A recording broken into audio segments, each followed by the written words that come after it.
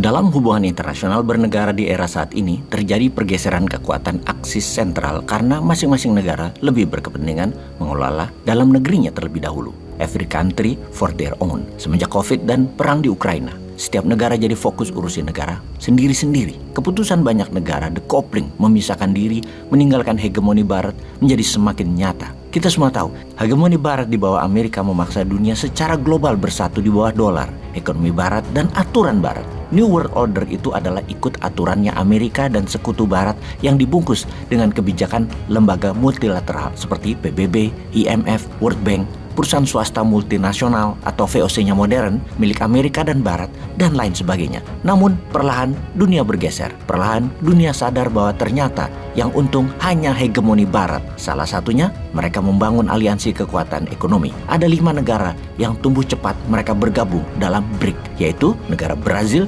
Rusia, India, China, South Africa, yaitu semua disingkat menjadi BRIC. Diperkuat dengan kunjungan Presiden Afrika Selatan Cyril Ramaphosa ke Saudi Arabia kemarin, yang mana dia, Ramaphosa, mendeklarasi satu hal yang sangat mengejutkan dunia. Katanya, MBS, Muhammad bin Salman, putra mahkota Saudi, menyatakan negaranya, Saudi, ingin bergabung ke BRIC. BRIC dibangun memang untuk melawan hegemoni Barat dalam bidang global ekonomi dan geopolitik kawasan. Perdagangan antara negara BRIC hanya 5% pakai dolar, sisanya pakai mata uang masing-masing. Sungguh kekuatan penggembosan dolar yang dahsyat dalam 10 tahun terakhir ini oleh BRIC. Lalu, apa yang terjadi kalau Saudi Arabia jadi bergabung dengan BRIC? Ada baiknya Indonesia bergabung dengan BRIC karena faktor terpenting negara Indonesia adalah ketahanan energi, terutama minyak bumi. Indonesia bisa bayar pakai rial dan rupiah ke Saudi. Kembali ke Saudi. Saudi melawan Amerika dalam 1 bulan ini sudah 2 kali dan akan jadi 3 kali dengan tidak akan hadirnya Saudi dalam Investor Summit di Amerika akhir bulan ini, yang mana Investor Summit merupakan undangan resmi pemerintah Amerika. Saudi tidak datang, tidak kirim delegasi, tidak invest. Saudi agaknya sudah geram dengan Amerika. Saudi pertama melawan Amerika dengan tidak menuruti saran Biden adalah dalam strategi OPEC diperintahkan untuk menaikkan produksi agar harga minyak dunia turun. Namun Saudi melakukan sebaliknya dengan OPEC. Produksinya turun hingga 2 juta barel per hari.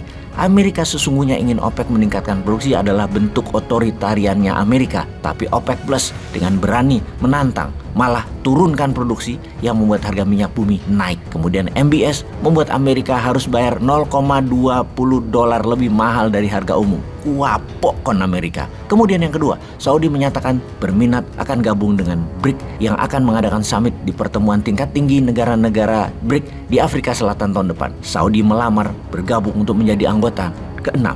Secara prinsipil, BRIC adalah alternatif kekuatan untuk membuat negara masing-masing menjadi berdaulat, tidak dikendalikan hegemoni Barat. Itu prinsip awal berdirinya BRIC yang menjadi minat banyak negara untuk ikut bergabung. Bergabungnya Saudi adalah pukulan telak bagi Barat. Kita semua tahu bahwa sesama negara BRIC transaksi perdagangannya masing-masing negara sudah pakai mata uang masing-masing. Jadi apa yang terjadi ketika pembelian minyak bumi Saudi juga pakai mata uang masing-masing? Dolar menurun peminatnya, dolar ambyar, dan nilainya akan turun karena berkurang yang bertransaksi, bahkan tidak jadi devisa negara lagi. Dolar yang sudah lama dipakai dalam transaksi dengan minyak, karena itu disebut petrodolar, mendapat tantangan dari Saudi kali ini.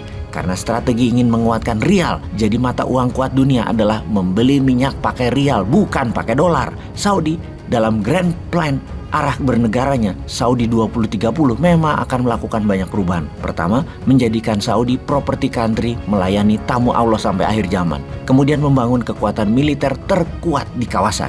Hal ini baru sadar ya Saudi ini. Kenapa nggak dari dulu pakai rialnya, nggak usah pakai dolar? Ya sudah, sadar sekarang ya nggak apa-apa. Yang penting langsung bertindak, dedolarisasi. Sama seperti strategi New Mind 2045, dedolarisasi pakai emas dan rupiah untuk transaksi mineralnya Indonesia. Makanya ada baiknya Indonesia join BRIC. Jadi tenang. Kalau Opung dan teman-teman di atas sibuk jalan-jalan joget-joget di sosmed, agaknya nggak nyandak mereka begini-beginian itu.